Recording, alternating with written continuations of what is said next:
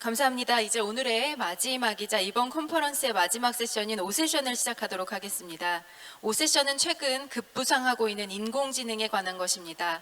사법정책연구원의 이규홍 수석 연구위원께서 인공지능 분야의 지식재산권 최신 이슈와 재판에서의 인공지능 활용을 주제로 5세션을 이끌어 주시겠습니다. 큰 박수 부탁드립니다.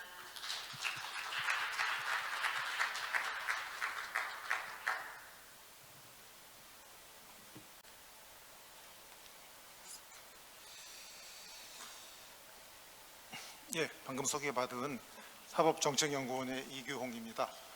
우선 사법정책연구원이라는 데를 소개를 시켜드려야 되는데, 이게 이 세션이 아직 자리에 오실 분도 있고 하셔서 좀 말씀을 드려보면, 이 한국말로 시원섭섭하다는 말이 있습니다. 굉장히 번역하기 어려운 말일 텐데, 어제부터 오늘 조금 전까지 굉장히 심도 깊은 주제에 대해서 정말 열띠게 논의가 있었고 계속 시간이 지연되면서 논의가 이루어진 것 같습니다. 저 개인적으로 사법정책연구원은 잠시 말씀을 안 드릴 수가 없습니다. JPRI라고 약칭되는 곳인데요. 이것은 이제 미국 FJC가 교육과 연구 기능을 같이 하는 것과 달리 한국에서 그 연구 기능에 집중하기 위해서 10년 전에 설립한 그 대법원 산하 그 연구원이 되겠습니다. 연구원의 구성은 교육은 사법연수원서하고 저희는 연구만 하는데, 연구원의 구성은 이제 약 10명의 박사들, 이제 전문직 박사들과 파견 나오고 겸임으로 와 있는 판사들 10명이서 이제 사법부의 중장기 과제에 대해서 보고서를 작성을 하고 있습니다. 지금까지 10년 동안 약 180권 정도의 중장기 보고서, 권당 한 200~300페이지쯤 되는 보고서를 작성을 해서 정책 연구를 하는 곳이라는 것을 말씀을 드립니다. 그리고 또 한 가지는 이제 올해가 10주년이고 저도 2018년부터 4년간 특허법원에 근무를 했었습니다. 그때 이제 저도 10년간 이제 이 컨퍼런스에 개근을 했는데요. 그 중에 특히 기억나는 게 2020년, 21년 코비드 19에도 불구하고 저희는 되게 운도 좋았습니다만 계속 그치지 않고 진행을 했던 것이 굉장히 기억이 납니다. 그때 어제도 잠깐 말씀하셨지만 켄트 조단 판사님께서 2020년에 줌으로 이제 참여해 주셨고, 리처드 미드 판사님도 제가 알기로는 2021년인가에 줌으로 참여하셨는데 아마 시간대가 안 맞아서 굉장히 고생하셨던 거로 생각이 되고 다시 한번 감사드립니다. 일단 두 가지 말씀을 드렸고요. 오늘 이제 다루게 되는 그 AI와 관련해서 네 분의 그 저명한 연사를 저희가 모시고 같이 진행을 하게 됐습니다. 우선 소개를 시켜드려야 되겠습니다. 우선 이온 패터슨 독일 연방법원 판사님이십니다. 이미 소개를 이제 시켜드린 적이 있어서 그런데 다시 한번 박수로 맞아주시면 좋겠습니다.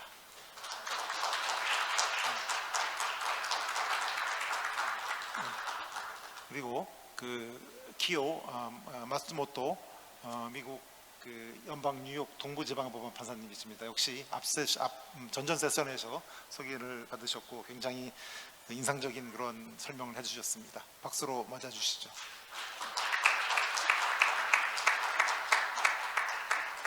그리고 한국에서 두 분 이제 판사님이 참여를 하십니다. 각 이제 두 파트를 맡아서 한 파트씩 담당을 하게 됐는데요. 우선 IP 분야를 맡을 그 손영원 대구지방법원 안동지원 부장판사님이십니다. 제가 특허법원에 있을 때 같은 재판부를 이루어 이제 일을 했던 분이고 펜실베니아 대학 로스쿨에서 석사 LLM도 취득을 한 바 있습니다. 그리고 지금 특허법원에 계신 권보원 판사님을 소개합니다. 그 프로필에서 보시다시피 414면이 되겠습니다만 굉장히 다양한 공부를 하고 미국 그 조지 조지 워싱턴 로스쿨에서 LLM을 또 한 그런 그 경력이 있습니다. 예, 오늘 이제 말씀드릴 부분이 AI입니다. 그 AI는 이제 요새 모든 세미나에 다 AI를 빠뜨리지 않는 그런 주제이기도 합니다. 너무나 중요하다고 생각이 되고 있음에도 불구하고 지금 또 굉장히 발전이 빠른 속도로 이루어지고 있어서 일주일 뒤를 예상할 수 없는 정도의 그런 스피드로 발전이 되고 있는 것으로 압니다.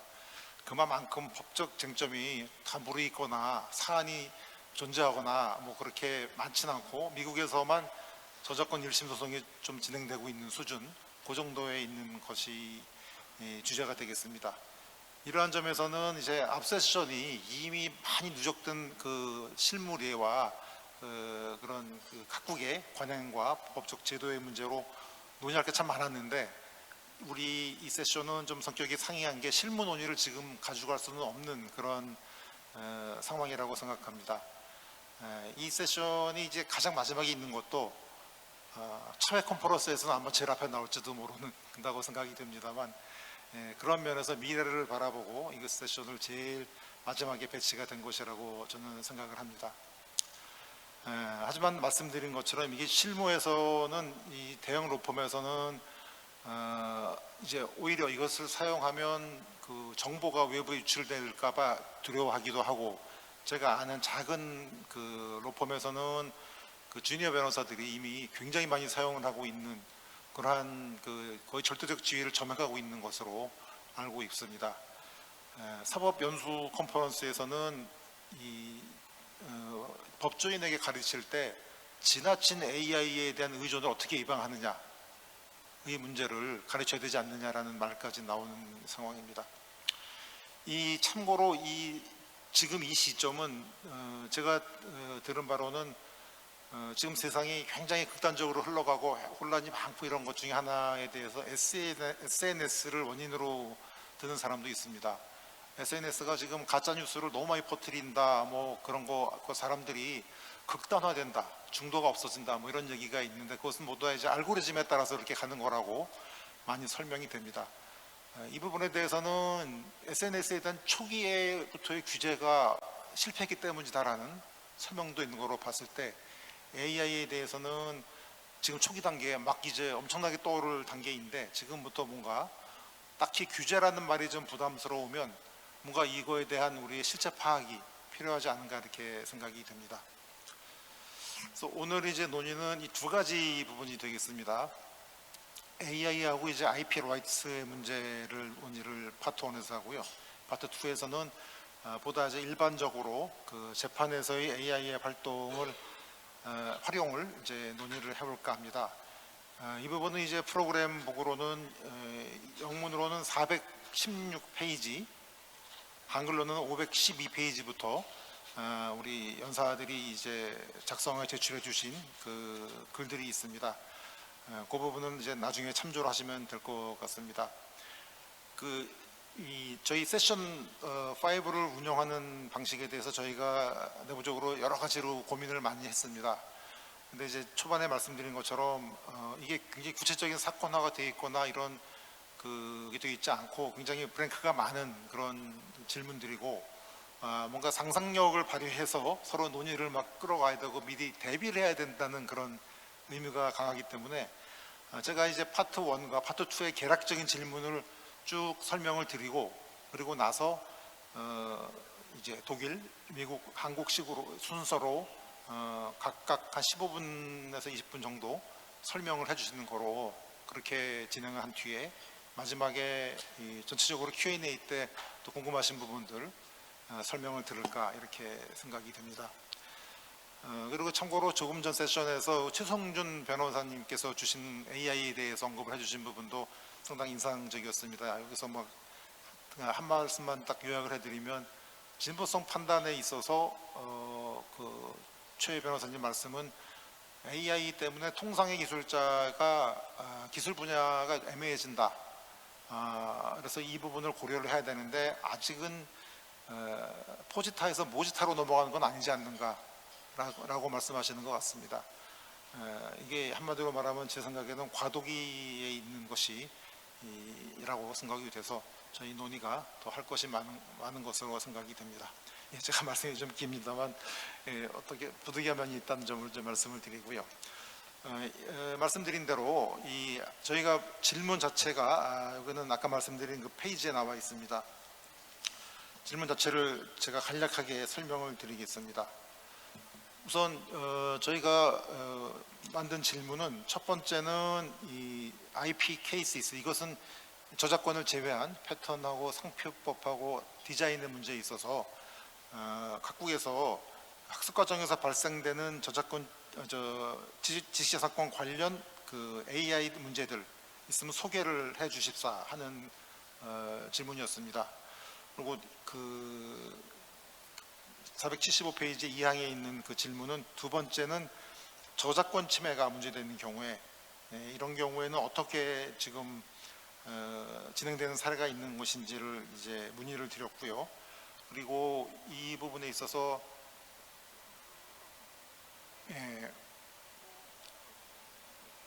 페어 유즈 조항, 공정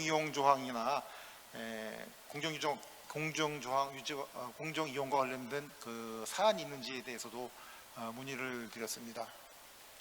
그리고 또 이 저작권에 관련돼서 사실 이제 이 AI와 지적재산권은 저작권에서 현재 굉장히 많은 문제가 되고 있기 때문에 이 해결을 위한 방안으로서 텍스트 데이터 마이닝 TDM 구체적으로 이러한 AI 활동을 면책시켜주는 그러한 그 조항의 존재가 있는지에 대해서도 문의를 드렸고, 또 유상으로 법정 사용권이 논의되고 있는지도 이제 문의를 드린 바 있습니다.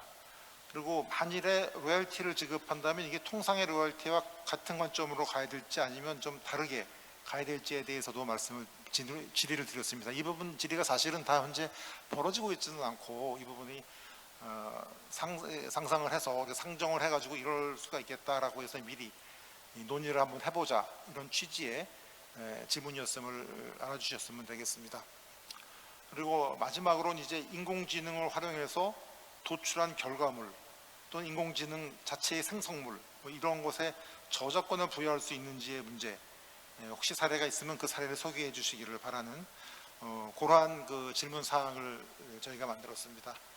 관련된 사례가 있는지와 그리고 이 면책의 문제가 주된 그러한 쟁점이 될 것으로 보입니다.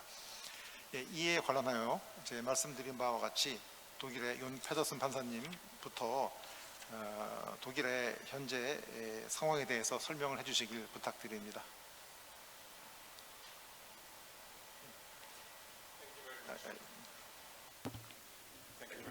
네, 감사합니다. 굉장히 인트로를 잘 해주신 것 같습니다.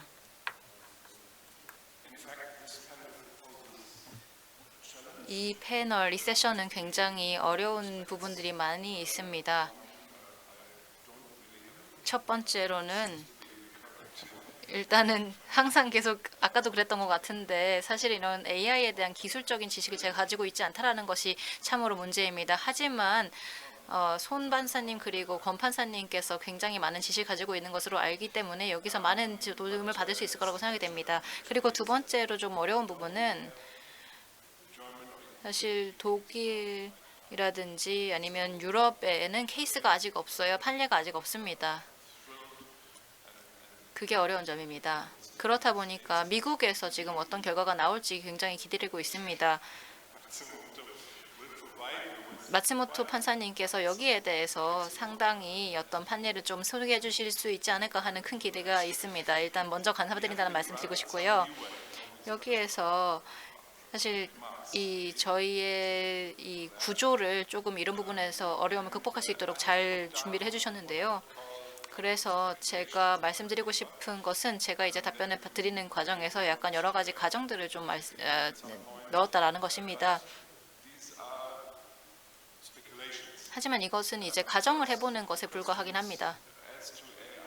AI와 관련되어 있는 질문들, 그리고 특허 디자인, 그리고 상표권, 저작권과 관련되어 있는 질문들 같은 경우는 아직 여전히 많이 열려 있는 상태고 답이 다 나와 있지 않은 상태입니다. 그렇기 때문에 조금 단계적으로 답을 찾아 나가야 되고 건별로 봐야 되는 사안이라고 생각합니다. 근데 굉장히 넓은 분야입니다. 그렇다 보니까 토픽도 정말 넓게 다양하게 존재합니다. 그래서 제가 이제 답변을 드릴 때는 이미 현실화된 것들, 일단 규제에 관련해서는 이 부분에 대해서 좀 집중해서 말씀을 드리려고 합니다. 지금 현재 상황에서 좀 확실하게 나와 있는 것들을 기반으로 좀 말씀을 드리고 싶습니다. 그리고 AI에 대한 EU의 규제가 어떻게 진행되고 있는지, 그리고 여기에서 또 이런 저작권 관련된 이슈들과 어떻게 영향이 있는지에 대해서 조금 확실한 지금 현재 있는 것들 관련해 가지고 좀 말씀을 많이 드리려고 합니다. 하지만 혹시 이와 관련해서 질문이 이후에 또 있으시면은 언제든지 말씀해 주시기 바랍니다. 이후에 부탁드립니다. 그리고 이제 책에 보면은 제가 답변 부분 드린 부분도 있는데 이와 관련해서도 질문 있으시면은 언제든지 해주시면 감사하겠습니다.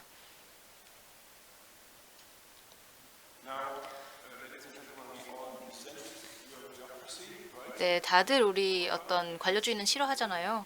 하지만 EU에서는 굉장히 규제를 좋아합니다.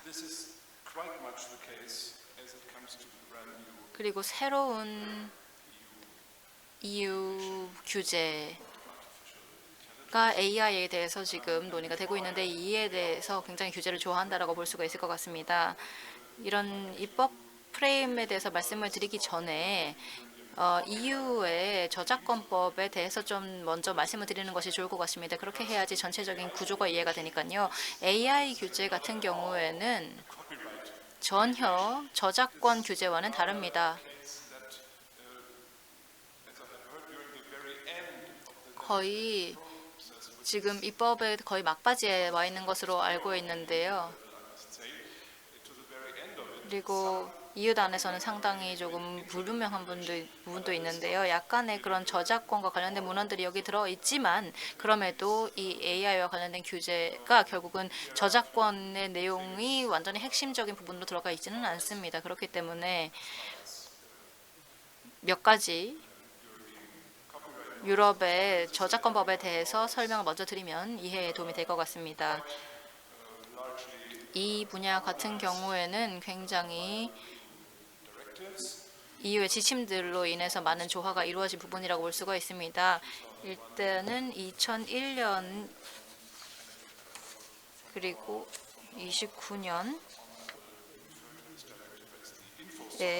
있는 지침이 있는데요. 인포색 디렉티브라고 부릅니다. 이것은 저작권과 관련되어 있는 권한에 대한 정보화 사회에서의 지침이라고 부르고 있고요. 인포색이라고 부릅니다. 이게 어떤 의미를 가지느냐를 생각을 해보면 정보화 사회 지침이라고 부르는데요. 지금 이런 조정을 해야 되는 부분이 점점 더 범위가 넓어지고 있습니다. 유럽 사법재판부 기준에서 그렇게 되고 있습니다. 그래서 굉장히 이런 예를 들어서 저작물에 대한 보호라든지 이런 부분 같은 경우에는 상당히 조정이 많이 되어 있습니다. 그리고 특정한 저작권과 관련되어 있는 법률에 있어서도 많은 조정이 있었습니다. 여기 3항을 보면은 3조를 보면은 이 회원국들은 저작자의 독점적 권리를 대중과의 커뮤니케이션 배포와 관련해서 규정을 해야 한다고 되어 있습니다. 그리고 여기에는 이제 실현자 등의 관련 권리가 포함되어 있는데요. 이 지침의 구조를 보면은 이제 5조를 가서 보면은 어떤 특정 사용에 대해서는 이런 독점적 권한이 적용되지 않는 것으로 되어 있습니다. 보시다시피 그렇게 넓은 공정 사용에 대한 조항이 미국처럼 있지는 않습니다. 그것보다는 몇 가지 예외들을 넣어 놓았다라고 볼 수가 있겠습니다. 굉장히 구체적인 사안을 예외로 지정을 해놨습니다. 그래서 아주 좁게 이 예외 사항을 규정하고 있습니다. 이 중에 몇 가지를 말씀을 드리면요. 예를 들어서 일시적인 복제 행위입니다. 이것이 부수적이거나 일시적인 그런 복제 행위 같은 경우에는 저작권 보호에서 이제 예외가 되고 있습니다. 그리고 개인적인 사용을 하려고 하는 것, 그래서 어떤 사적 용도로 비상업적인 목적으로 하는 복제라면 이것도 예외가 적용이 됩니다.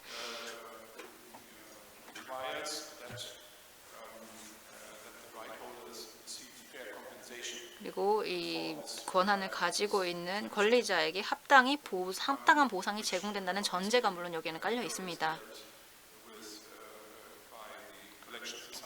유럽에서는 이런 저작권과 관련되어 있는 콜렉티브에서 굉장히 이런 협회에서 이런 로열티들이 지급이 되고 있기 때문에 이러한 것이 성립이 되는 것입니다.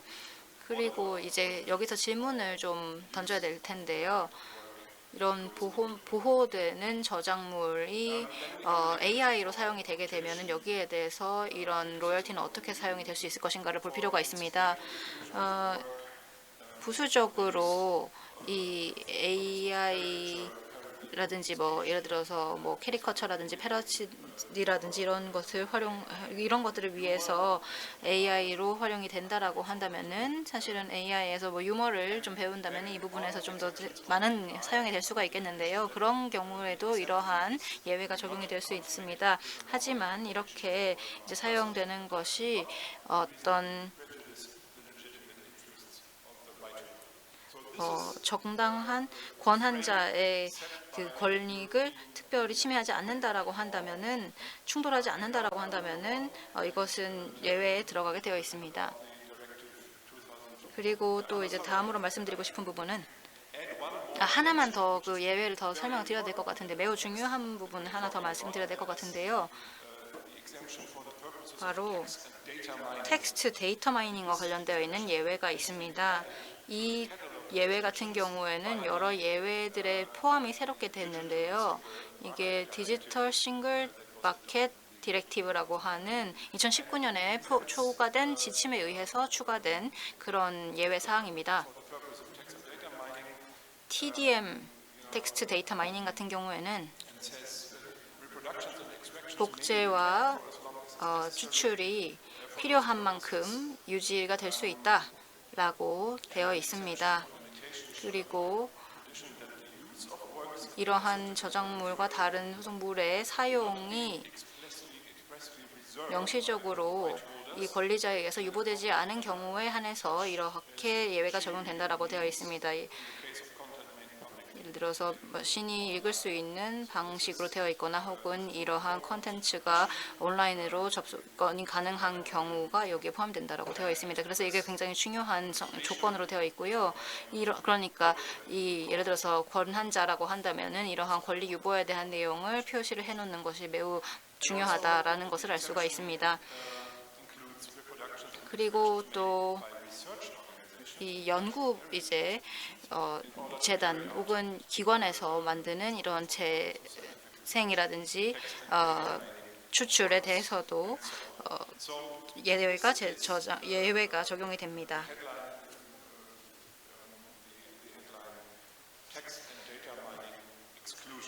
이게 어떻게 불리냐면은 텍스트와 데이터 마이닝에 관련되어 있는 배제라는 이름으로 불립니다.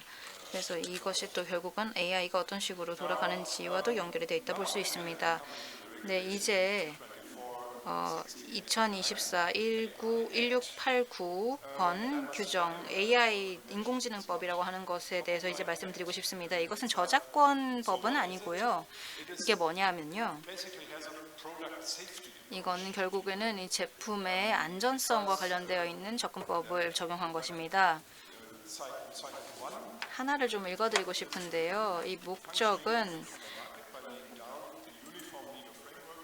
어떤 통일된 법적 체계를 수립을 함으로써 시장의 내부 시장 기능을 개선하고자 하는 것입니다. 높은 수준의 보건, 안전, 기본권 보호를 포장하면서 유럽연합의 가치를 바탕으로 회원국 간의 AI의 개발, 시장 출시, 서비스 제공, 사용을 중심으로 한 통일된 법적 체계를 수립해서 내부 시장 기능을 개선하는 것을 목적으로 하고 있습니다. 이 AI 인공지능법은 2024년에 발효가 됐고요. 적용은 2026년부터 될 것입니다. 그래서 이제 한 2년 정도 이 적용이 되는 것까지 시간이 남았다라고 볼 수가 있겠습니다. 그때까지 이런 내용들을 숙지를 잘 해야겠죠. 그리고 이런 범용 인공지능 모델에 대한 적용 그리고 저작권과 관련된 맥락에서 사용이 되는 것은 적용이 되기 시작하는 것은 내년부터 시작이 될 예정입니다.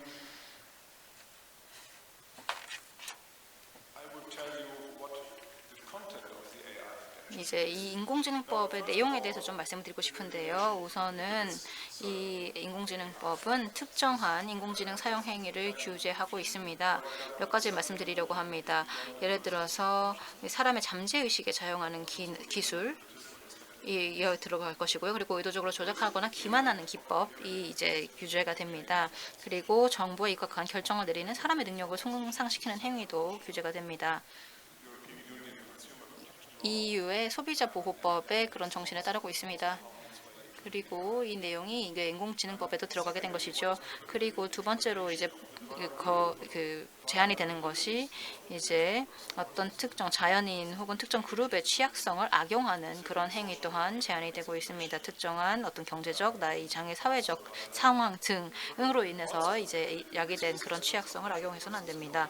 그리고 자연인의 어떤 프로파일링 정보 또는 성격적 특징이나 특성 평가에 기반을 해가지고 뭐 예를 들어서 범죄 저지를 행위의 위험성 같은 것을 평가하는 거 그러니까 프로파일링은 막고 있습니다. 그리고 또 이제 제한이 되는 것이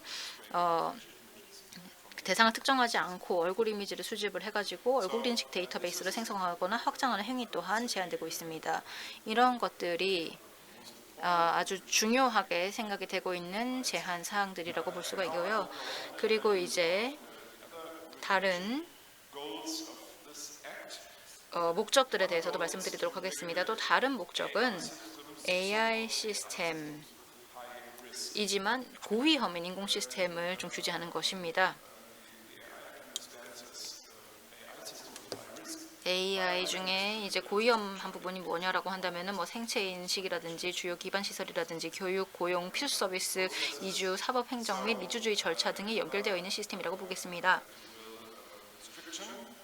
이런 부분에 있어서도 제한이 있어야 될 것이고요. 그리고 여러 가지 이제 다른 부분들에 대해서도 투명성과 관련된 요건들이 있습니다. 예를 들어서 제가 핫라인에 전화를 해가지고 상대 쪽에 있는 이제 받는 사람이 자연인이 아니라 AI 기반의 컴퓨터 시스템이다라고 한다면은 거기에 대해서 제가 주지를 할 수 있도록 미리 얘기를 들어야 됩니다. 그 대화를 나누고 있는 것이 사람이 아니다라는 것을 미리 저희가 고지가 돼야 됩니다.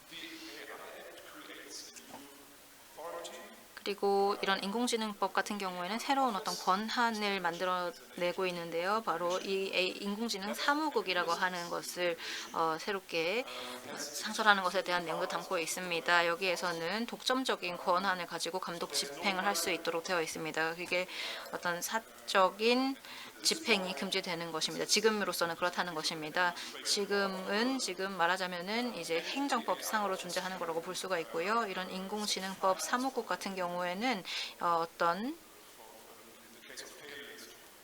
불이행 같은 경우가 있다라고 한다면 여기에 대해서 벌금, 제재금을 부과할 수 있습니다. 매출 총액의 3% 이하 또는 1,500만 유로를 기준으로 참고 있습니다. 어느 정도 규모인지 알고 들으면 느낌이 오시죠? 그리고 또 다른 저작권 관련된 조항들도 있습니다. 우선 이게 범용 인공지능 모델에 한해서만 적용이 된다라는 말씀드리고 싶습니다. AI 모델이고 그리고 굉장히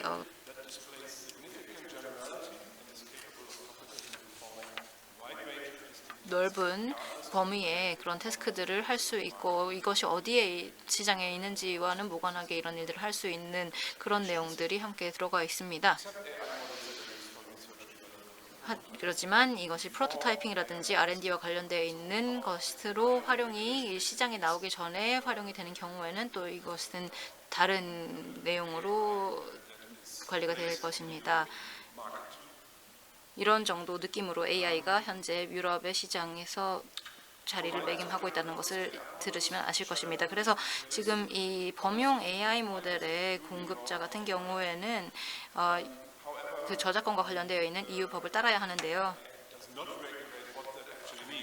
하지만 이 인공지능법은 실제로 이런 의미를 바로 규제하지는 않습니다. 어떤 공급사 같은 경우에는 어떤 비공식적인 그런 규제를 통해서 이러한 요건을 지킬 수 있습니다. 여기까지 말씀을 드리고 이제 어떤 저작권과 관련되어 있는 효과에 대해서 좀 더 말씀을 드리도록 하겠습니다. 하지만 여기서 말씀드리고 싶은 부분은 이 내용은 그냥 저의 개인적인 생각이고 저의 동료 판사들의 의견을 완전히 대변하는 것은 아니라는 말씀을 드리고 싶은데요. 이 저작권이 인공지능에 어떤 영향을 미치는지 잠정적 평가를 말씀드리고 싶습니다. 인공지능 학습을 위해서 이제 저작권 보호를 받는 자료를 복제를 하는 행위는 아마도 데이터 마이닝 예외 조치에 따라서 허용이 될 수 있을 거라고 생각이 됩니다. 디지털 싱글 마켓 액트 전에는 어떻게 인공지능을 볼 것인지 그리고 보호된 정보에 대해서 어떻게 볼 것인지에 대해서 잘 명확하지 않은 부분이 있었습니다. 하지만 이런 싱글 마켓 액트가 나오고 나서는 앞서서 말씀드렸다시피 이런 데이터 마이닝과 관련되어 있는 예외가 제한이 되고 있습니다. 그리고 인공지능법이 데이터 마이닝에 대한 예외 조항에 대해서 언급을 하면서 이게 어떤 가능한 툴이 된다라고 얘기를 하고 있습니다. 그렇기 때문에 이런 예외가 지금 이 시점에서는 좀 적용 가능하다라고 생각이 됩니다.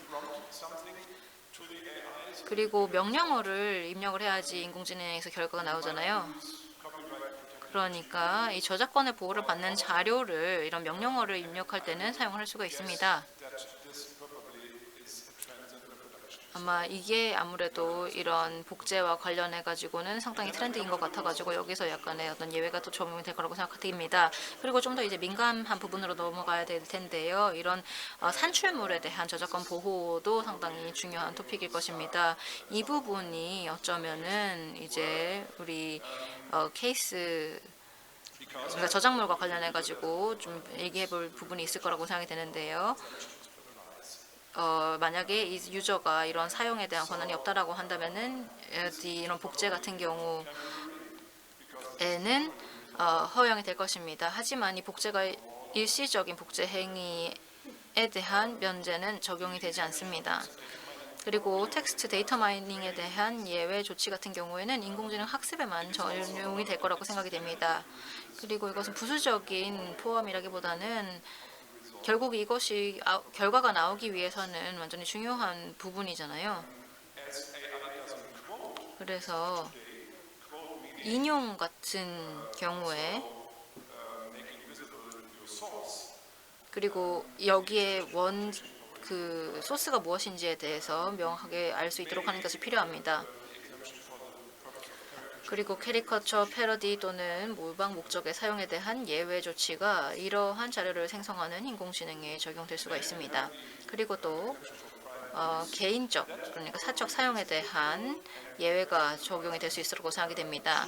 그런데 이 저작권자가 여기에 대해서 뭔가 보상을 받아야 되는 것이 아니냐. 그러니까 여기 머신에 들어갔고 거기서 나온 그런 자신의 저작물에 대해서 어느 정도 보상이 있어야 되는 것이 아니냐라고 하는 질문이 있을 텐데요. 여기에 대해서는 인공지능법에서 명확한 답이 내려져 있지는 않습니다. 그렇기 때문에 지금 현재 입법가들이 논의를 하고 있는 것이고 다만 이런 것은 옵션으로 조금 고려가 되고 있는 상황입니다. 이 부분은 사실 상당히 이제 유럽에서 좀 더 논의가 늘어나고 있는 추세라고 볼 수가 있습니다.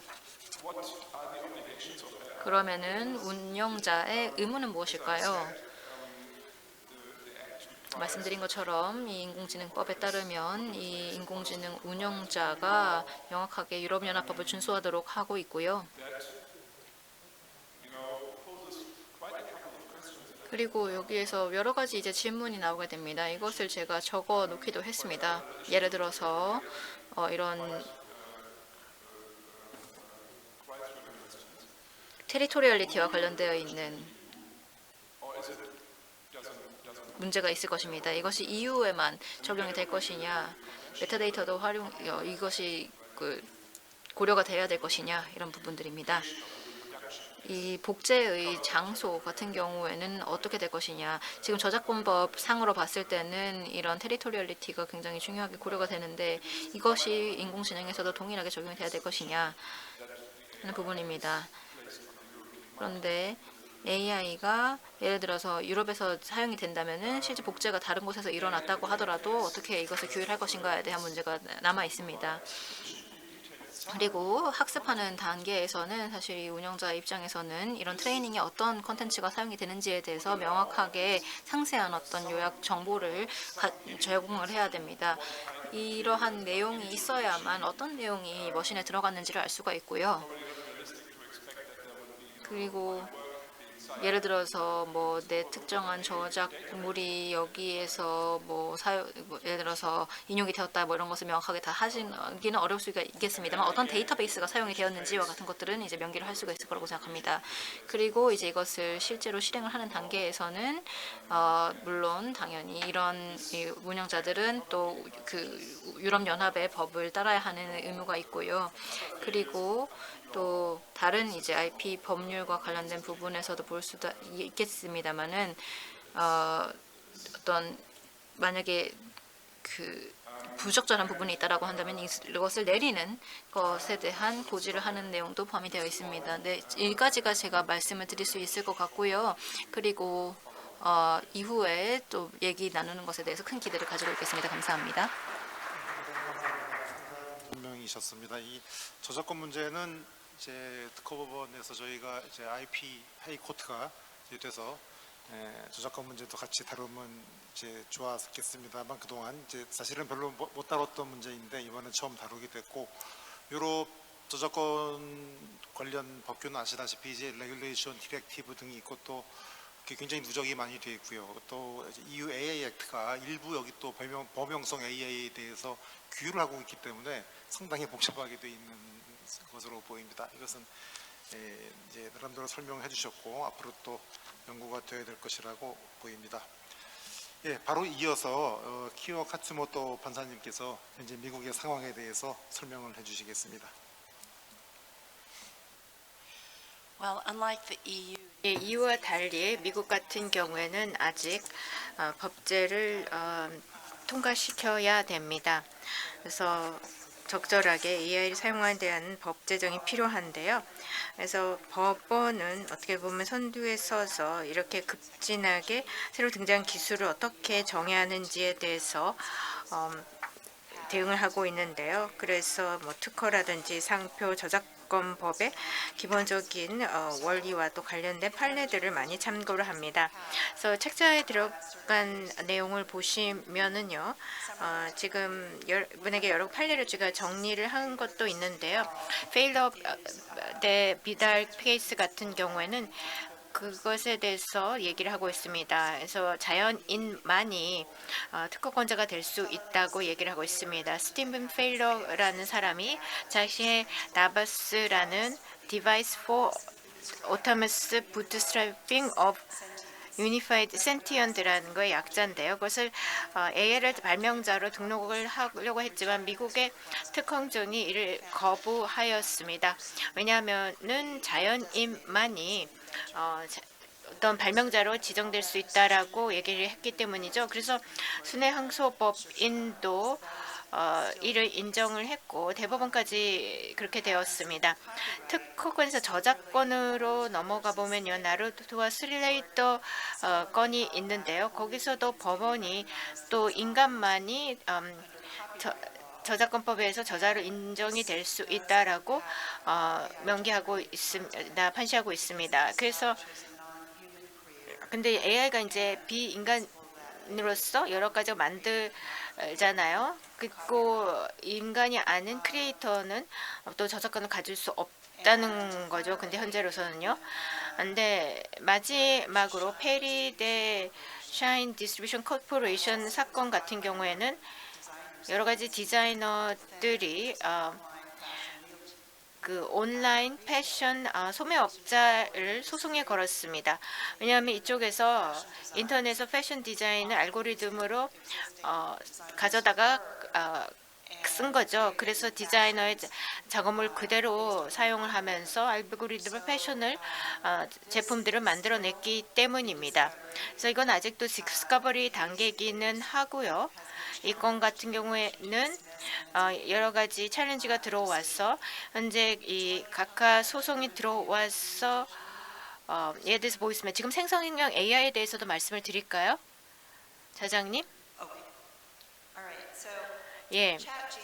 챗 GPT 같은 경우는요. 오픈 AI가 22년 말에 만들었죠. 그리고 그 덕분에 많은 소송이 생성되기도 했습니다. 생성형 AI는 학습해서 여러 가지 것들을 만들어내죠. 여러 가지 데이터들을 취합해서 스스로를 학습을 하는데, 그래서 AI가 학습하고 교육을 받으면서 저작권 침해됐다는 주장이 있습니다. 그래서 소송들이 제기가 된 것인데요. 우선적으로 봤을 때는 일단 AI 교육 데이터와 정보 취합과 관련해서 보면은 이러한 AI가 만들어내는 아웃풋들은 그 교육을 받을 때 기존의 데이터를 사용하고 있고, 이것에 대해서 법은 어떻게 판단해야 되는지 되게 고심하고 있습니다. 그래서 저작권과 IP적으로 볼 문제도 있고, 또 보안과 또 기밀 개인 정보 보호에 문제를 보는 경우도 있습니다. 또 이미지를 사용하는 경우에도 소송이 걸린 경우가 있었는데, 스타빌리티 AI가 소송을 당했습니다. 왜냐하면 여기는 그 생성형 이미지 모델들을 가지고 교육을 하는데 저작권돼 있는 게티스 카테고리에서 이미지를 검색을 해서 교육용으로 사용을 했는데 승인을 받지 않고 사용을 했기 때문이죠. 그래서 이 소송은 아직도 진행되고 있습니다. 구두 심리로 게티는 여기에 대해서 변론을 하겠다고 하는데 델레로 이송이 돼서 아직도 진행 중이다라고 할 수가 있고, 구도심리는 현재 진행 중인 걸로 알고 있습니다. 그 다음에 실제 텍스트 베이스로 보면은요, 여러 작가들이 오픈AI를 상대로 소송을 거뒀습니다. 왜냐하면 자기들이 쓴 책자 문헌을 사용해서 챗GPT나 다른 AI를 학습을 시켰다는 것이죠. 근데 어떤 것을 요약을 하고 그래서 텍스트를 생성해내서 어떤 저작권이 있는 작품을 그대로 따라하는 것은 침해다라고 주장했는데 아직도 디스커버리 단계에 있습니다. 좀 더 최근에는 뉴욕타임스가 마이크로소프트와 다른 AI 챗 GPT 상대로도 소송을 제시를 했는데요. 왜냐하면 오픈 AI가 뉴욕타임의 실제 기사를 이용해서 프롬프트 답변에 활용한다고 했기 때문입니다. 그리고 그렇게 프롬프트로 답변을 주는데 교육을 받을 때, 학습을 할 때 정확하게 뉴욕타임스가 저작권을 갖고 있는 기사 내용을 그대로 갖다 썼다는 것입니다.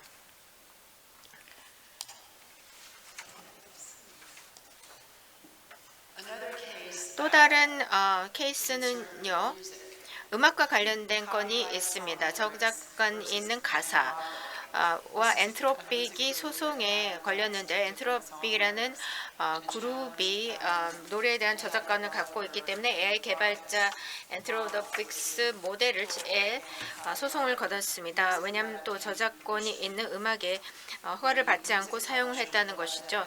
뮤직 퍼블리셔들은 엔트로픽 부적절하게 자기들에게 저작이 되어 있는 가사를 이용을 해서 생성형 AI의 대화 모델 인터페이스를 학습을 시켰다는 거죠. 이것을 클러드라고 부르는 건데요.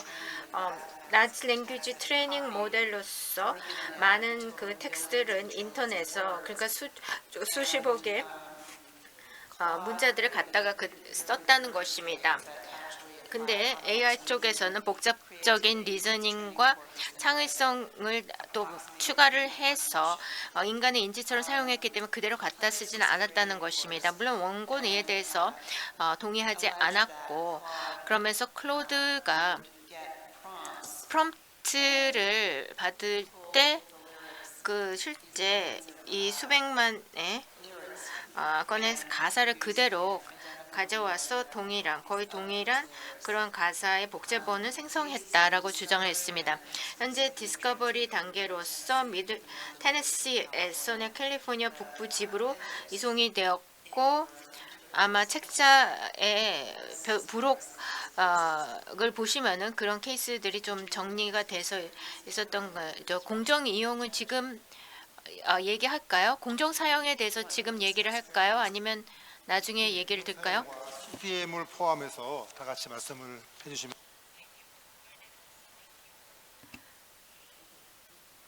네, 아시겠지만 공정 사용에서 76년에 저작권법에 따라서는 법원이 4가지 요소를 기준으로 봐야 됩니다. 첫 번째는 최종 사용문의 특성 봐야 됩니다. 이게 상업적이나 비영리 아니면 교육적인 목적으로 사용이 되는지를 봐야 되는데요.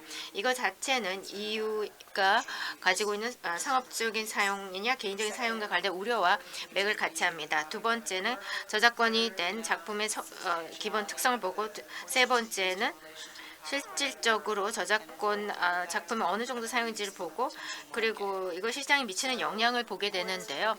즉 법원 입장에서는 1과 4의 요소들을 가장 가중치를 많이 두고 고려를 합니다. 첫 번째 어떤 사용과 관련된 특성은 전적으로 얼마나 작품이 변환이 되는지를 살펴보는 부분이 되겠습니다.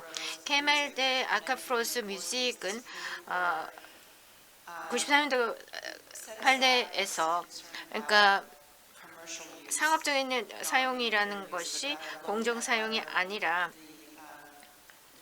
그 작품 자체가 변환이 됐는지를 봤을 때 이것 자체는 공정 사용이다라고 간주를 했던 것입니다. 그래서 로이 오비슨의 Pretty Woman이라는 노래 아시는지 모르겠는데요.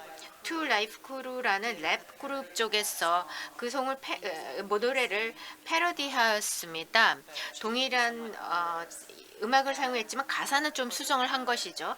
거기에 대해서 법원은 뭔가 새로운 것이 노래에 추가가 되었고 이게 패러디 목적으로 추가가 되었으며 그리고 이러한 것에 대한 변화가 일어났다면은 법원 입장에서는 다른 요소들이 상당한 영향을 미치지 않았다고 생각합니다. 그리고 첫 번째 요소를 기준으로 대법원이 앤디 워홀 재단 대 골드스미스의 사건도 보았는데요. 여기서 그러니까 하원 법원에게 재판부에게 얼마나 이 작품을 피고가 바뀌었나 보다는 저작권된 사용 목적과 어떻게 다르게 사용되는지를 보라고 주시를 하였습니다. 그래서 여기서 앤디 월 재단에서는 그 사진 음악가의 사진에 잡지의 커버로 사용이 됐는데 이게 공정 사용이 아니라 주장했습니다. 이게 프린트된 물에 대해서 그것을 사진 작가 그대로 찍어서 잡지 커버로 사용을 했는데 사용 목적물에서는 이미지 자체는 출발점이 동일하다고 주장이 되었기 때문입니다. 그리고 또 이것을 그러니까 침해 작품을 원래 작품으로 치환하는 것과 관련돼서는 법원 입장에서는 독립적이고 관계성 있는 부분을 살핍니다. 그러니까 뭐 패러디냐 아니면 아니냐 뭐 그런 부분을 주로 보기 때문에 과거에 1번만 보는 분석에서 조금 다르게 판결한 경우도 있습니다. 4번은 이제 저작권물과 관련된 사용에 대한 건데요. 그러니까 저작권 물건 자체가 파생물인지 그리고 파생 시장을 위한 것인지를 보는 것이냐 2차 시장을 위한 것인지를 보는 것입니다. 예를 들어서 작가가 책을 썼는데 그게 동의 없이 만일에 영화로 되었다. 그렇다면 원래의 저작권자가 어떤 거기서부터 2차 저작물부터 뭐 이익을 받을 수 있느냐를 기준으로 봅니다. 그래서 시장에 미치는 영향을 법원은 따지게 되는 것이고 그러면서 저 작가가 계속해서 새로운 책을 출판을 했다면 그러니까 책을 쓰는 것이 영화나 뭐 다른 목적으로 사용이 될 수 있는지를 알고 쓰는지를 보는 거고요. 또 공공의 이익도 따집니다. 그러니까 구글 대 오라클, 그러니까 오라클가 구글에 소송을 제기를 해서, 그러니까 여러 코딩 자신들의 코드 자체를 그 API 인터페이스 용으로 안드로이드 폰에 사용을 했다고 주장했습니다. API를 사용하면 코딩을 미리 해 놓아서 프로그램 내에 기능을 넣어서 처음부터 코딩 프로그램을 할 필요 없이 그 펑션의 기능을 퍼포먼스 할 때 기존에 있는 코드를 그대로 사용해 주도록 하는 것이 API입니다. 그래서 이것이 공공의 이해를 침해하느냐, 공정 사용에 들어가느냐를 따져 보았습니다. 그래서 오라클의 코드를 이 경우에 사용하는 것이 그 자체로서 미래에 새로운 프로그램 창의성을 저해하는지를 따져 본 것이죠. 그래서 특히 생성형 AI와 관련돼서는 이런 문제는 또 나타날 수 있다고 생각이 됩니다. 예, 2번은 따지는 경우에는 저작권물의 특성을 보는 건데 이것이 아주 중요한 쟁점이라기보다는 픽션이나 창작물과 관련해서 간주를 하는 것입니다. 그러니까 뭐 보는 것입니다. 뭐 기사라든지 뭐 스피치라든지 좀 더 팩트 기반의 저작물보다는요.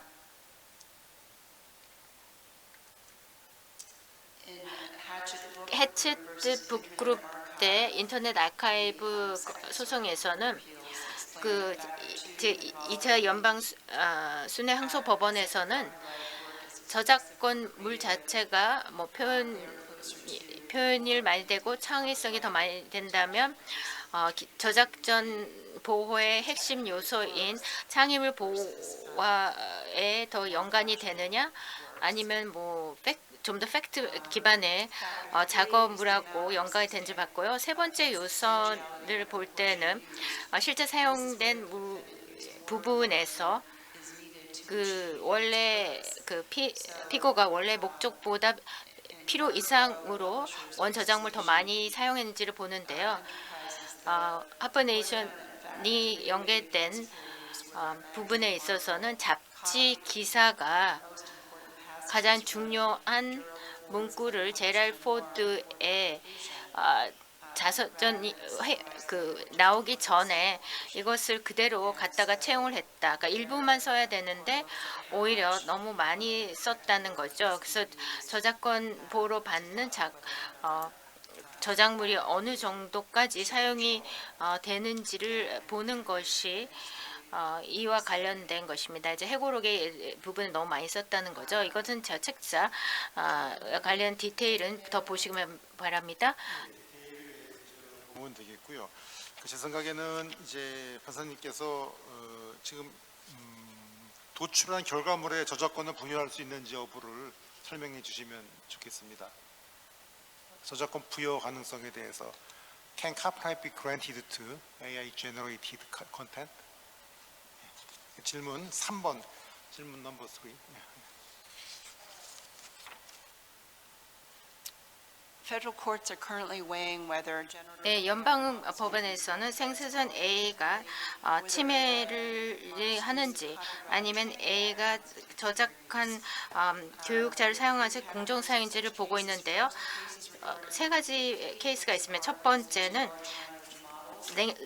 라지 랭귀 모델인 LLM, 챗 GPT에다가 기사나 책자를 넣는 것. 두 번째는 비주얼 아트나 사진을 생성형 AI 모델인 뭐 스테빌리티 AI 등에 넣는 것이 연계가 되는 거고, 세 번째는 며칠 전에 나온 케이스 서비스로서 공정 사용과 관련된 가이던스를 제공하고 있는데, 그러니까 뭐 문맥과 관련된 AI의 트레인과 관련된 것입니다. 첫 번째, LLM의 이런 기사나 책자 정보를 듣는 것은 뉴욕타임스와 마이크로소프트 사건인데, 바로 그 뉴욕타임스의 기사를 챗 GPT에 그대로 라이선스 받지 않고 사용하는 것을 말한 것입니다.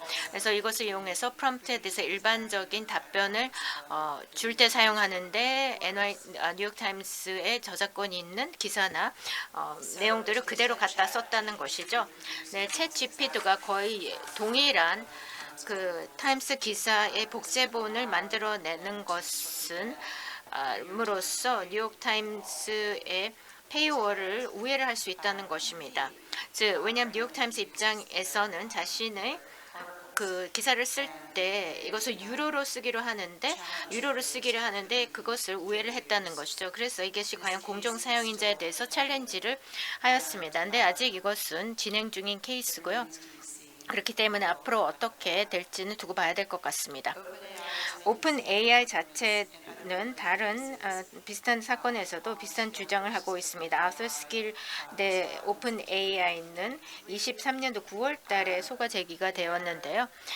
거기 같은 경우에는 저작권 관련된 침해를 AI 교육 데이터와 관련돼서 걸었습니다. 즉, 챗 GPT 같은 경우에는 첫째 기자라든지 다른 문학 작품들을 여러 가지 조작과 오용을 통해서 복제본을 만들어낸다고 주장을 하고 있습니다. 그리고 두 번째 카테고리인 비주얼 아트와 사진물을 성 AI에 넣는 경우에는 앤더슨 대 스테빌리티 AI 건이 되겠습니다. 여기 원고는 그래픽 아티스트로서 집단 소송을 그 자신들의 작품을 교육용 이미지로 쓰는 것에 대해서 스테이블 디퓨전에 집단 소송을 걸었습니다. 이쪽은 그 AI 이미지 생성 업체고요. 공정 사용을 이유로 많이 기각은 되었지만은 아직 해결돼야 될 쟁점들은 남아 있다고 생각이 됩니다. 관련된 판사는 기각을 모두 다 시키기보다는 한꺼번에 디스커버리를 하고 나서 그 다음에 약식 판결로 진행하는 게 더 낫지 않냐고 보는 것 같습니다. 그 다음에 게티 이미지와 스테빌리티 AI 사건도 있습니다. 즉 스테빌리티 AI가 불법적으로 스테이블 디퓨즈라는 AI를 교육할 때 게티의 그 카탈로그에 저작권이 있는 이미지들을 불법으로 사용을 했다라는 것입니다. 그리고 이런 이미지들은 아티스트나 다른 사람들이 게티 카탈로그에 가서 유료로 사용을 하고 있기 때문입니다. 그래서 지금 소송 당사자들은 소송지하고 관할권이 어디에 있는지를 가지고 싸우고 있고요. 그래서 영국 법정에서도 소송이 제기가 되고 있는 것 같습니다. 그래서 영국에서는 패티시지 익셉션이라는 그 공정사용과 관련된 법을 인용을 해서 논쟁을 하고 있는 걸로 알고 있는데요. 그렇기 때문에 여기에 대해서는 영국과 미국 법원이 조금 다르게 나가고 있는 것 같습니다. 그리고 공정사용과 관련되어서 톰슨 로이드에서 웨슬러 모세사죠. 이거는 여러 가지 법학 리서치 툴인데요. 이쪽에서 스타트업 AI 업체를 자신들의 머리말에 있는 뭐를 그대로 카피를 해서 사용을 했다고 소송을 제기했습니다. 그러니까 로의 마신 러닝 교육을 위해서 자기네들의 그런 머리말에 있는 것들을 그냥 불법으로 갖다가 썼다는 것이죠. 그래서 로스 입장에서는 웨슬러의 머리말이나 키 넘버 시스템은 공정 사용이라고 하였습니다. 왜냐하면은 새로운 그를 통해서 프로덕트가 나와서 이것이 공정 사용용으로 사용이 되었다고 했기 때문이죠. 그냥 공정 사용 기반으로 약식 판결을 하지 않기 않겠다고 델라우 법정은 얘기를 했습니다. 왜냐하면은 뭐 패턴과 랭귀지로 배워서 어떤 그 사법권과 관련된 의견서를 그대로 사용하는 것이 뭐 공정사양인지 아니면 뭐 편집사가 그걸 편집하기 때문에 창의적인 표현인지를 또 얘기가 되었는데 러스 입장에서는 변환물이 아니라고 하였습니다. 그러니까 창의물로 가는 길이 아니었다는 거죠. 비바스 판사님께서는 그 공정사용이 가까울 수도 있다. 왜냐하면 머릿말이라는 것은 저작권의 핵심과 연계가 되기보다는 어떤 그 변환을 통해 그렇지만 앞으로 어떻게 트랜스폼이나 변환이 어떻게 연계가 될지는 두고 봐야 될 것 같습니다. 3번과 4번째 요소들은 3번과 4번 요소들은 이렇게 시간 관계상 그 자료를 참조하시면 어떨까 싶습니다만, 시간 관계상 자료를 참조를 하시면 되게 좋을 것 같고요. 우선 이 미국의 많은 사례를 지금 굉장히 상세하게 설명해 주셔서 깊이 감사드립니다. 저희가 보시면은 그 별표로 5개, 별표 6까지 그 판결의 현 동향을 잘 정리해 주셔서 저희 실무가들에게 상당한 도움이 되는 자료라고 생각이 듭니다. 바로 이어서 그러면 이제 한국에서의 상황에 대해서 손영원 부장판사님께 발제를 부탁드립니다. 10분 정도 부탁합니다. 감사합니다. 안녕하십니까.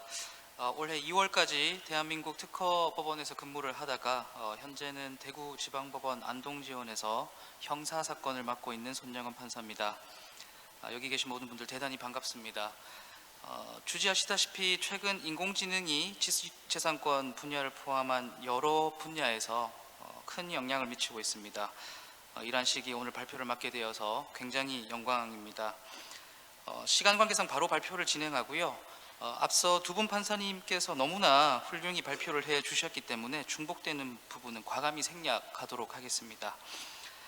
먼저 한국에서의 인공지능과 관련된 지식재산권 이슈부터 말씀드리도록 하겠습니다. 우선 한국에서도 다부스 관련 사건이 현재 계속 중입니다. 자세한 내용은 말씀드리지 않아도 될 것 같고요. 원고가 1심과 2심에서 모두 패소를 했고 현재 위 사건은 대법원에 계속 중인 상황입니다. 이외에도 인공지능 발전으로 특히 지식재산 사건과 관련해서 향후 많은 쟁점이 부상하지 않을까 생각을 하는데 어디까지나 상상력의 지금 단계에 있는 것 같습니다. 결과를 아직까지 확실하게 말씀드릴 수는 없을 것 같습니다만 이전 세션에서도 언급이 되었습니다마는 인공지능 기술의 사용이 더욱 보편화가 되면 특허 소송에서 통상의 기술자 수준을 어느 정도로 보아야 할지가 문제가 될 수도 있을 것 같고요. 그리고 직무발명보상금 산정에서 발명자의 기여도를 또 어떻게 산정을 해야 되는지 등등의 문제가 대두될 수 있을 것 같습니다. 그리고 대량의 데이터를 신속하게 분석할 수 있는 인공지능이 출현함에 따라서 종래 자명하지 않았던 발명이 자명한 것으로 될 수도 있을 것이고 이는 진보성 판단 기준 전반에 상당한 영향을 미칠 수도 있을 것 같습니다. 이런 쟁점들은 인공지능의 비약적 발전 속도에 비추어서 예측하기는 굉장히 어렵습니다만 계속 관심을 가지고 고민해 봐야 할 것 같습니다. 다음으로 인공지능과 저작권 침해 관련 이슈에 대해서 살펴보겠습니다. 현재 대한민국에서는 인공지능 학습 데이터의 저작권 침해를 쟁점으로 하는 소송이 제기되어 있지는 않습니다.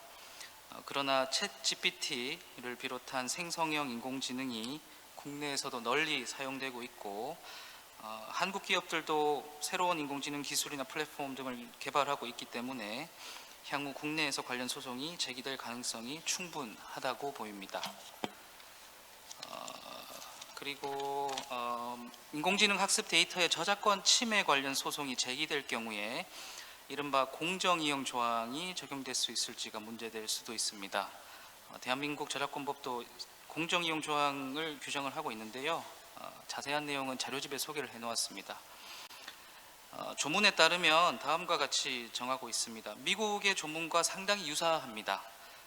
저작물의 일반적인 이용 방법과 충돌하지 않고 저작자의 정당한 이익을 부당하게 해치지 않는 경우에 저작물을 이용할 수 있습니다. 그리고 여기에 해당하는지를 판단할 때는 이용의 목적과 성격, 두 번째 저작물의 종류 및 용도, 세 번째 이용된 부분이 저작물 전체에서 차지하는 비중과 중요성, 그리고 넷째 저작물의 이용이 그 저작물의 현재 시장 또는 가치나 잠재적인 시장 또는 가치에 미치는 영향 등이 고려가 될 수가 있습니다. 관련해서 인공지능에 관한 사건은 아닌데요. 대한민국 대법원이 최근에 공정이용 조항의 판단 기준을 구체적으로 설시를 한 바가 있습니다. 이 사건에서 원고는 저작권 신탁 관리업자였고 피고는 학력평가 시험의 출제와 채점 등의 업무를 하는 기관이었습니다. 피고가 고등학교 입학 선발고사 등 시험 종료 이후에 피고 홈페이지에 원고가 관리하는 저작물을 이용한 평가 문제를 게시를 해서 누구든지 다운로드 받을 수 있게 했습니다. 그러자 원고가 피고의 위와 같은 행위가 저작재산권 침해에 해당한다는 이유로 피고를 상대로 손해배상을 고한 사안입니다. 대법원은 말씀드렸다시피 각 요건에 대해서 상세한 판단 기준을 설시를 했는데요. 시간 관계상 생략을 하도록 하겠습니다. 죄송하지만 자료집을 참조해 주시면 감사하겠고요. 미국의 판단 기준과는 또 약간 다른 측면이 있습니다. 잘 참조해 주시면 감사하겠습니다. 결론을 말씀드리면은 이 사건에서 대법원은 피고의 게시 행위가 공익적이고 비영리적인 측면이 있다고 인정은 하기는 했습니다. 그러나 피고의 게시 행위에 따라서 이 사건 저작물이 새로운 표현이나 의미 등으로 변형되는 정도가 높다고 할 수 없고, 또 피고가 원고로부터 이용 허락을 받지 않고 복제 방지 조치 등과 같은 필요한 조치도 없이 원고의 저작물을 부당하게 이용한 점 등을 종합을 해서 피고의 게시 행위가 저작물의 공정 이용에 해당한다고 보기는 어렵다고 판단을 했습니다. 이러한 판단 기준은 향후 인공지능 학습 데이터의 저작권 침해 관련 소송이 제기될 경우에도 매우 중요한 쟁점이 될 수 있을 것 같습니다. 그리고 공정이용 조항 말고 한국에서 TDM 규정 신설 문제도 논의가 되고 있습니다. 텍스트 앤 데이터 마이닝에 관해서는 따로 설명을 드리지는 않아도 될 것 같고요. 대량의 데이터를 분석하는 과정에서 데이터 혹은 저작물의 수집과 분석을 할 때 수반되는 그 데이터의 복제 행위가 저작권 침해 문제를 야기할 수도 있겠습니다. 한국에서는 제21대 국회에서 TDM 면책 규정 신설에 대한 논의가 진행이 되었고 다수의 저작권법 개정안이 발의가 되었습니다. 개정안들은 모두 다음과 같은 내용을 포함하고 있습니다. 저작물에 표현된 사상이나 감정을 향유하지 아니하는 경우와 해당 저작물에 적법하게 접근한 경우에 한해서 저작물을 복제하거나 전송하는 행위만을 허용하는 것으로 그 적용 범위를 상당히 제한을 하고 있습니다. 그럼으로써 저작권자의 권리를 보호하는 한편 인공지능 기술의 발전 또한 도모하고 있습니다. 그러나 이 개정안에 대해서 사상 또는 감정의 비향유적 이용의 의미가 불명확하다라는 등의 비판도 있었습니다. 아쉽게도 이 개정안들은 21대 국회 임기 만료로 폐기가 되었는데요. 향후에도 계속 논의가 될 것으로 보입니다. 다음으로 인공지능 학습 데이터 이용을 위한 로열티 관련 쟁점에 대해서 말씀드려 보겠습니다.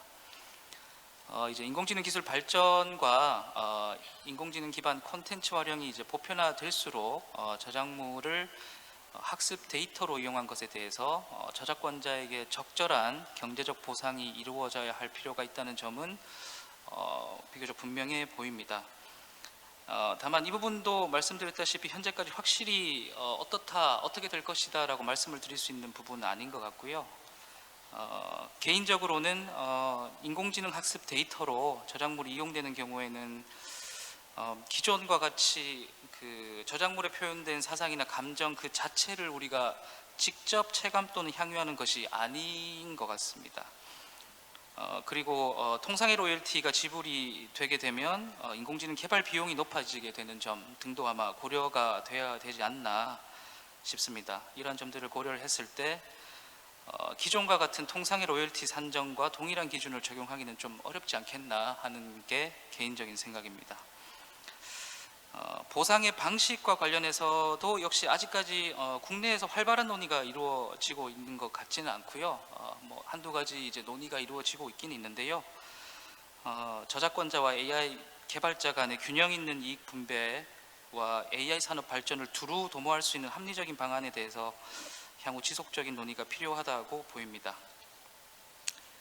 마지막으로 인공지능 생성물의 저작권 인정될 수 있는지 여부에 대해서 말씀드리겠는데, 미국과 마찬가지로 대한민국에서도 저작권법상 자연인이 아닌 AI가 만들어낸 산출물 자체에 대해서는 저작물성이 인정될 수가 없습니다.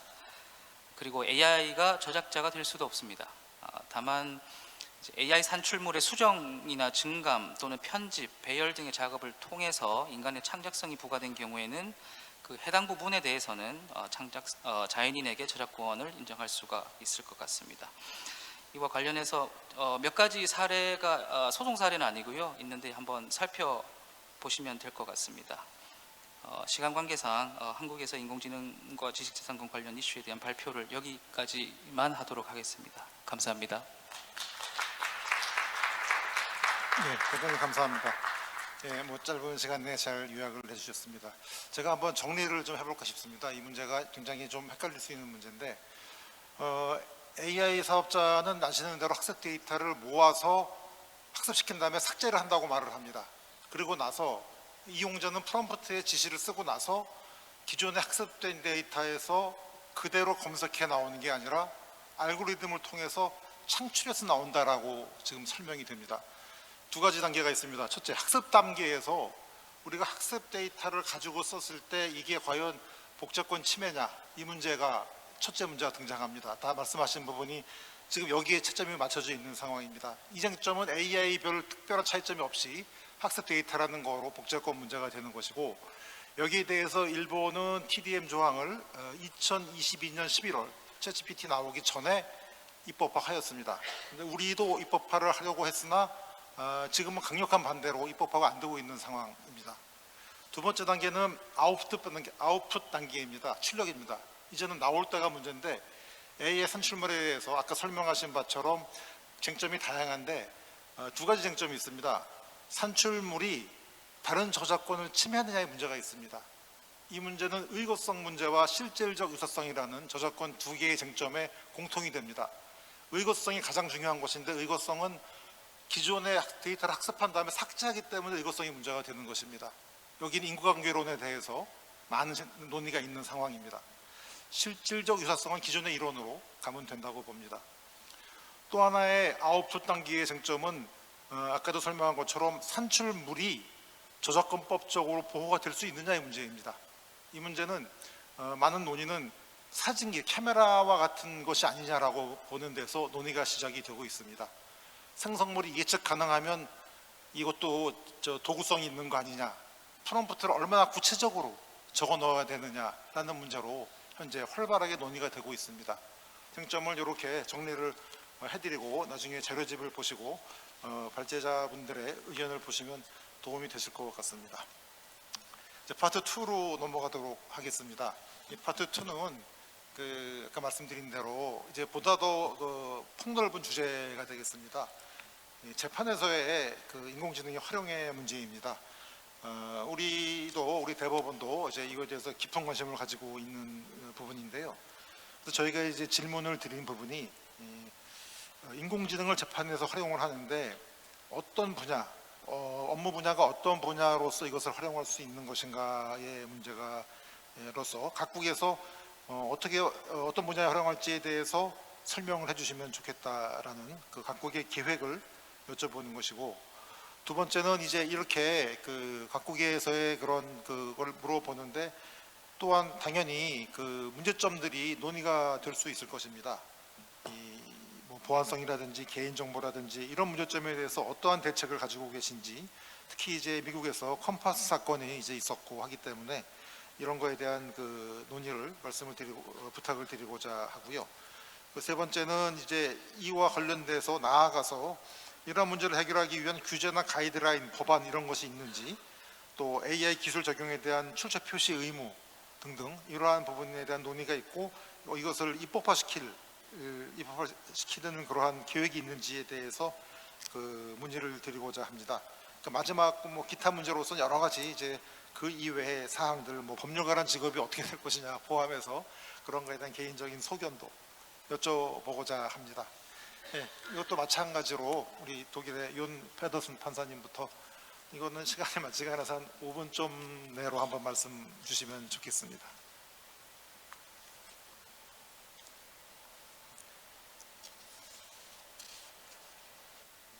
Thank you very much.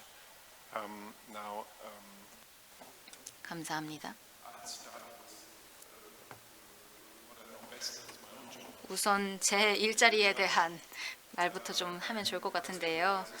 이제 제가 판사인데 어떤 자동화된 그런 의사결정이 가능할 것인가라는 그런 질문이 있을 것입니다. 물론 이런 걸 상상을 할 수 있겠지만은 하지만 이것이 허용이 가능할 것인가 하는 것은 완전히 다른 질문이라고 생각합니다. 일단 독일의 입장에서 봤을 때 우리의 헌법을 생각을 했을 때 사법권이 헌법에서 규정하기로 인간 판사들이 이런 사법권을 행사하는 것으로 되어 있습니다. 그렇기 때문에 이런 AI로 현재로서는 인간 판사를 대체하는 것은 불법이 될 것입니다. 이런 사용 내용에 대해서는 북클래스에 좀 그 자료집에다가 좀 적어 놓은 부분도 있는데요. 일단은 EU에서도 이런 비슷한 그런 생각을 가지고 있습니다. 이 인공지능 법에서 나와 있는 부분이 있어요. 이제 리사이틀 61번을 보시면은 아실 수가 있을 것입니다. 어떤 그 의사 결정을 하는 데 있어서 보조를 할 수는 있지만은 이를 대체해서는 안 된다라는 내용이 분명히 서문에 들어가 있습니다. 최종 의사 결정은 인간의 활동으로 유지되어야 한다고 되어 있습니다. 그렇게 되어 있는 부분이 있기 때문에 이제 두 번째 요소로 넘어갈 수가 있을 것 같은데요. 그렇다면은 이 의사 결정에서 보조를 받는 것은 대체 어떤 것인가라는 생각을 할 필요가 있겠습니다. 이제 독일 판사들 사이에서는 상당히 많이 이렇게 생각하는 것 같은데요. 예를 들어서 자동화된 시스템으로 준비를 하지만 이제 인간이 이런 최종적인 의사결정을 함에 있어서 이런 내용들에 대한 통제를 할 수 있고 제대로 이를 활용할 수 있는 상황이라면 이것이 문제가 없다라는 생각을 하고 있습니다. 문제가 없지 않을까라는 생각이 듭니다.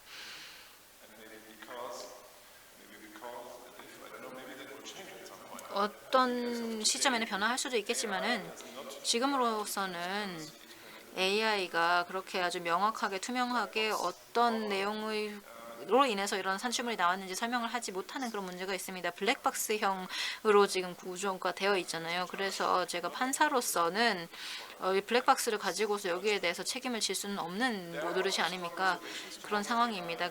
그리고 지금 현재로서는 인공지능과 관련해서 굉장히 여러 가지 이제 우려되는 저어되는 부분들이 있는 것은 확실하고요. 특히 여러 가지 형사 소송과 관련해서는 더욱 그렇습니다. 왜냐하면 차별적인 성향이 이제 인공지능으로 인해서 발현이 될 위험도 분명히 있고요. 어떤 공정성이 부족하거나 투명성이 결여되거나 뭐 피고에 대한 대상화가 있을 수도 있다라는 그런 위험들이 있습니다. 그렇기 때문에 정리해서 말씀드리면은 보조는 받을 수가 있습니다만은 사실은 결국에는 결과에 대해서 어떤 투명성 그리고 설명 가능성, 검증 가능성이 있어야 되기 때문에 이를 보장하지 않으면 이를 활용하기는 어려울 것입니다.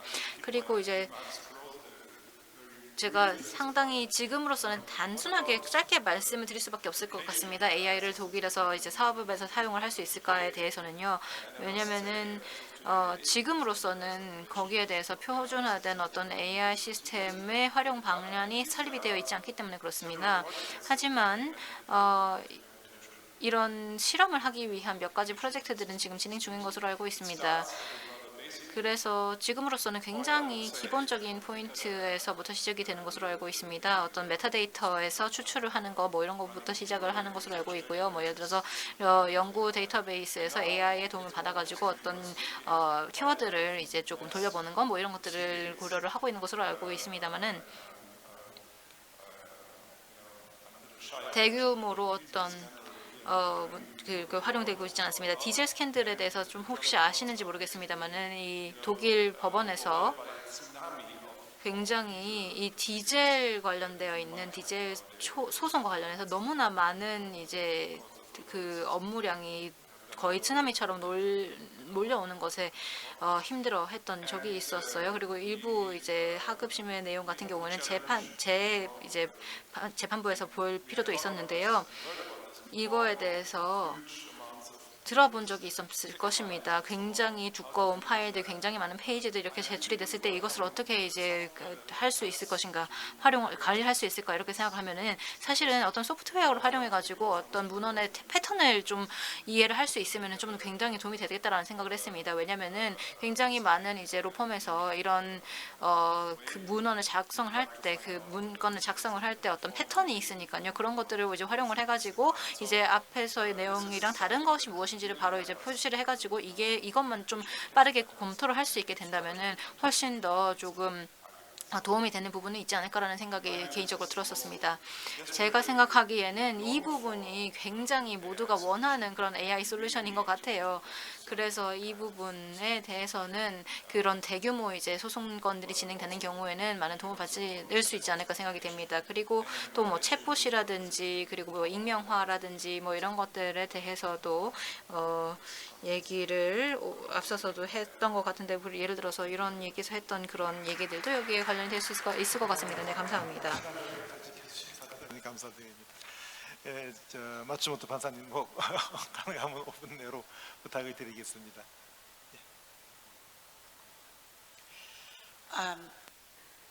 네, AI를 사용하는 것은 미국에선 아직 많이 흔하진 않습니다. 그러나 대법원장께서는 AI 자체가 법원을 더 접근 가능성을 하게 하고 그리고 또 변호사를 선임할 수 없는 사람에게도 도움을 줄 수가 있다라고 얘기했지만 동시에 만일 AI를 이러한 자기 본인 소송을 직접 하는 사람들이 한다면은 소송 건수가 너무나 늘어날 수가 있겠죠. 하지만 중요한 것은 아까도 나왔듯이 판단하고 판결하는 것은 인간이 하는 것입니다. 우리가 인간으로서 정말 집중해서 법적인 것들을 따져서 판결을 해야 되는 것이죠. 그렇기 때문에 앞으로 AI를 어떻게 사용하는지는 두고 봐야 될 텐데 법과 관련된 그러나 리서치를 사용하면 또 AI 할루시네이션이 있을 수가 있습니다. 잘못된 인용이나 잘못된 정보를 줄 수도 있고 편향이 생기기도 할 수가 있습니다. 사회 경제적인 측면에서 인종 차별적인 측면에서도요. 그를 통해서 불공정한 어떤 그 결과가 도출이 될 수도 있다는 거죠. 제 같은 법원의 케빈 캐스텔 법사 같은 경우에는 양쪽 변호사에게 그 실제 서면에 여러 가지 케이스들을 인용해서 제출을 했는데 다 가짜였습니다. 그래서 각각 $5,000 벌금을 물었는데요. 그렇기 때문에 AI 것을 그대로 믿지 않고 실제 사건이 맞는지 확인하고 제출하는 것이 중요할 것 같습니다. 마이클 코어는 도널드 트럼프의 전임 변호사로서 이미 변호사 자격은 잃었지만은 자기 대변하는 변호사인에게 잘못된 사건들을 판례로 제시한 경우도 있습니다. 실수였죠. 근데 어쨌든 디스커버리에서 물론 여러 가지 데이터들이 서로 왔다 갔다 하니까 AI를 이용하면 뭐 정리하고 관련된 정보를 또 빨리 검색하는 데 도움은 받을 수가 있을 것이고 또 AI는 여러 가지 키워드 검색이라든지 뭐 문서들을 정리하는 데 말씀드린 도움은 될 같습니다. 그리고 여러 가지 리스크를 뭐 계산하고 분석하는데도 판사들이 사용할 수는 있겠죠. 그렇다고 하더라도 AI가 투명성은 좀 없습니다. 그래서 실제적으로 판사들이 어떤 요소들을 고려를 해서 뭐 자유권 인정한다든지 그것을 뭐 AI에 돌려가지고 판사가 이렇게 하고 예측하기가 어렵습니다. 그렇기 때문에 모든 것들은 인간이 하는 것이기 때문이죠. 그렇기 때문에 어떤 리스크 평가 분석을 하는데도 편향이 없는지 또 어떤 명령을 객관적으로 넣는지 다양한 요소들을 고려해야 될 것을 잊지 말아야 될 것입니다. 여기까지만 말씀을 드리도록 하겠습니다. 네, 나머지 분들이 더 많은 시간을 쓰실 수 있도록요. 예, 대단히 감사합니다. 예, 좋은 자료를 참 많이 주셔서 꼭 나중에 읽어보시기를 바랍니다. 예, 마지막으로 권보원 판사님도 뭐 자료를 많이 준비하신 것 같은데 한 5분 좀 넘는 정도에서 마무리해 주시죠. Hello everyone. 예, 안녕하십니까? 이미 이제 거의 끝이 보이기 시작합니다.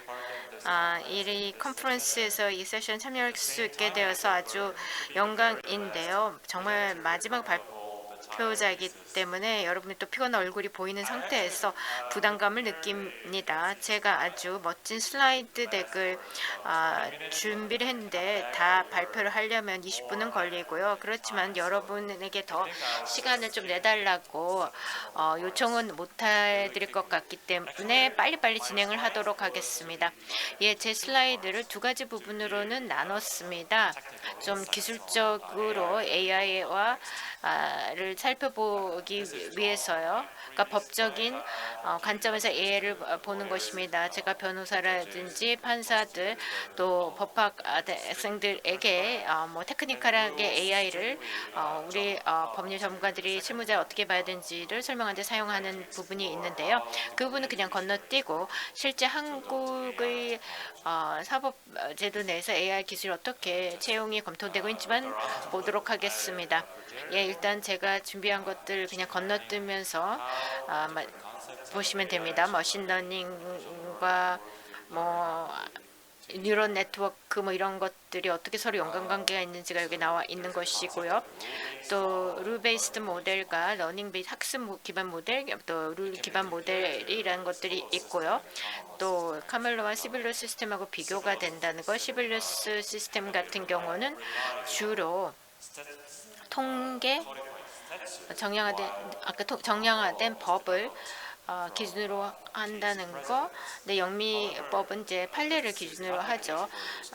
근데 현재 세상은 많이 변하고 있습니다. 그리고 AI와 머신러닝 자체는 순순하게 뭐 학습하는데 룰 베이스나 코드 같은 것도 사용을 한다는 것이고, 또 머신들 자체가 0과 1로서 세계를 인식한다는 거. 그리고 여기 보시면은 파이썬 코드가 있는데요. 이것은 AI가 뭐 다양한 이렇게 수치들을 사용을 해서 작동을 한다는 거. 또 AI가 기수인 워드 인벳 통해서 텍스트를 숫자로 변환하는 것입니다. 이렇게 한다면은 그 여러 텍스트나 단어들을 공상의 어떤 공간에 플러팅을 할 수가 있고, 그 간의 거리는 뭐 단어 간의 어떤 관계가 얼마나 소원한지 긴밀한지를 나타내 주는 것을 뭐 거리로 표현할 수도 있고, 또 단어로부터 우리가 컨텍스트를 추론해내기도 하죠. 즉 이게 다 의미하는 것은 머신은 수치만 조정하는 거지, 즉 기계이기 때문에 우리 인간처럼 변수들을 또 편향을 인식을 못한다는 것이죠. 여기서 말하는 여러 변수들이나 그래서 바이어스가 생길 수 있는 것은 뭐 인종이라든지 성별, 젠더 같은 것입니다. 그래서 이런 그러니까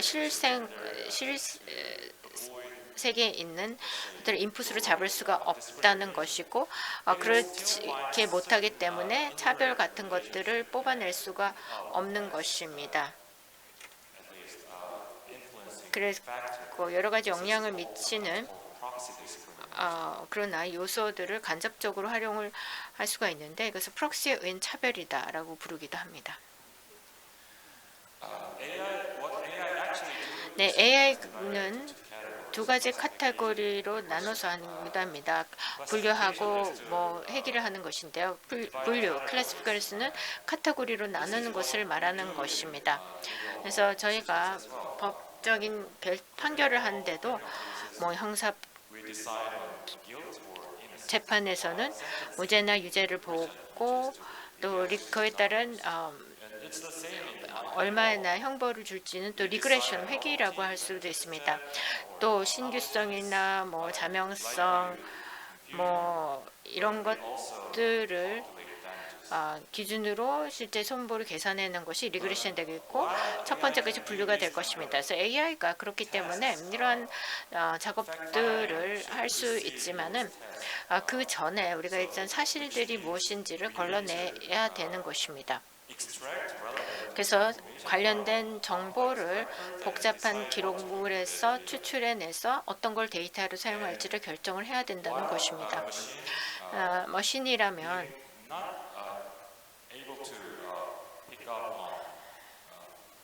인간의 의도나 내용이나 컨텍스트는 잡아내지 못하죠. 그러니까 데이터로 인풋하지 않으면요. 그러나 데이터로 인풋을 넣어서 하더라도 완전히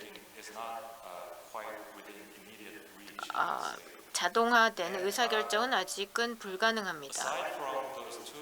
또 아까 말씀드린 두 가지 클래시픽과 리그레션을 통한 테스트 외에도 AI를 통해서 문장도 만들어낼 수가 있는데요. 이거는 여러 기준을 넣고 일관성 있게 확률에 따라서 문장을 만들어내는 것입니다. 워싱턴 대학교의 교수님 에밀리 밴더 교수님께서는 AI를 스토캐스틱한 앵무새다 이렇게 말을 하기도 하였다는 점을 우리가 잊지 말아야 될 것입니다. 그냥 따라하는 앵무새라는 거죠. 예, 그렇다면은 AI를 어떻게 우리가 채택하고 있는지 좀 말씀을 드리겠습니다. 한국의 법률 제도에서요. 그래서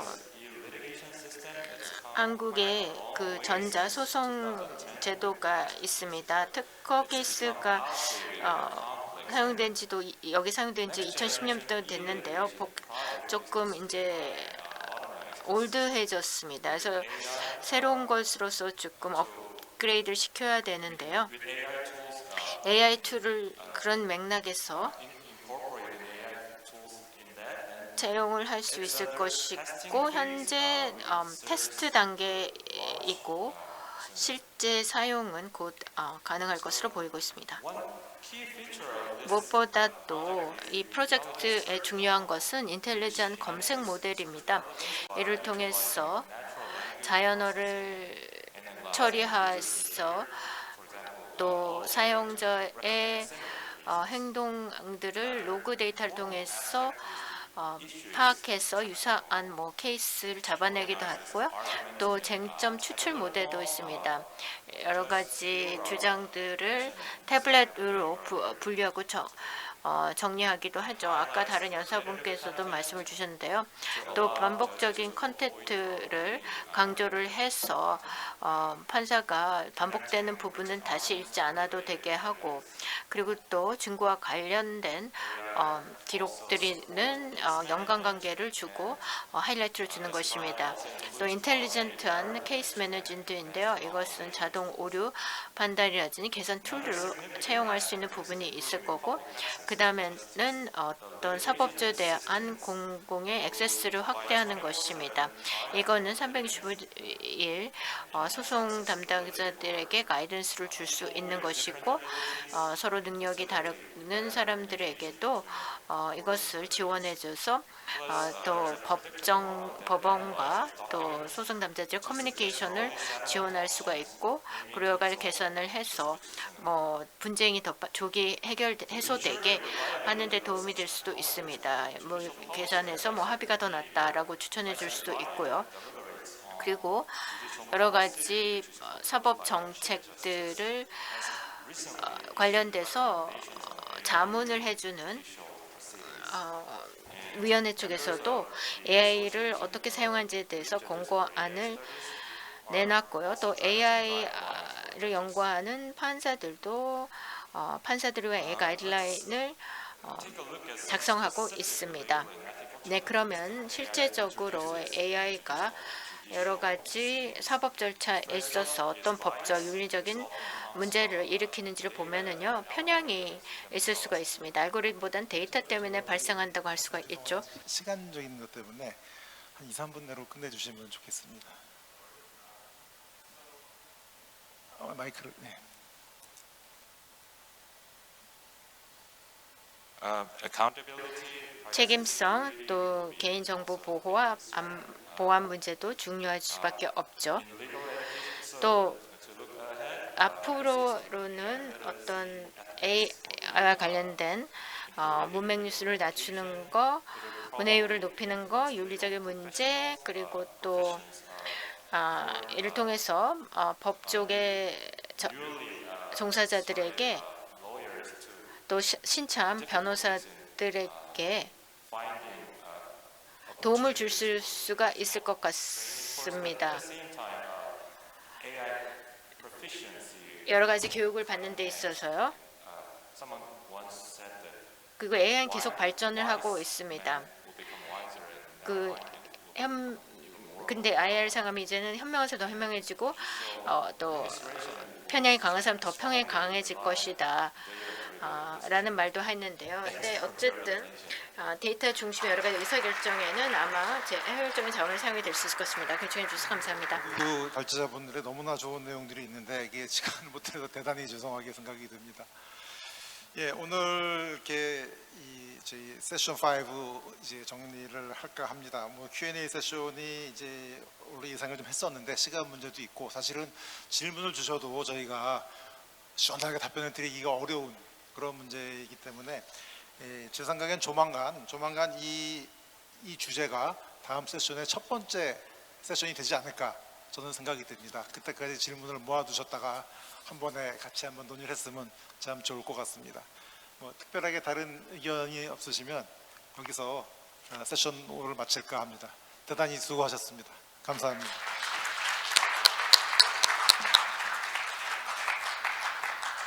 네, 좋은 말씀 감사드립니다. 다시 한번 큰 박수 부탁드리겠습니다.